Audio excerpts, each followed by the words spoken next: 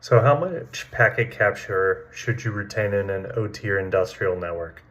For one, it really depends. How much capacity do you have? Where can you retain the data? What are the HVAC or space and kind of physics constraints on there?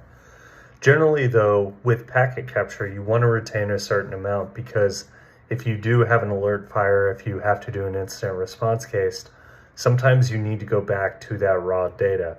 You may send it through a security product that pushes that data down to a log, but what you'll find during even a threat hunt or incident response case where you need that raw data is oftentimes you need to go to a granularity that maybe that security tool that filtered it down got rid of data it saw as irrelevant, but suddenly it's irrelevant to the part.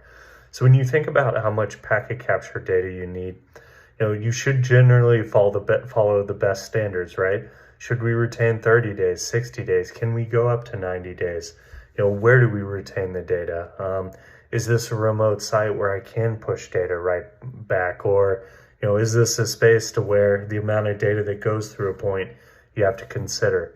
These are all considerations, right? The good thing with OT and industrial networks is because the networks are generally lower bandwidth networks, you're generally not looking at a gig or above unless you're aggregating things at common points and pushing them through. Most OT networks sit at the 100 meg or below per second type area, right?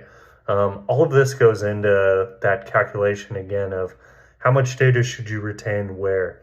Retaining at choke points may also be good, right? Purdue layers, I'm going layer 2 to layer 3. I'm going layer 3 to layer 4.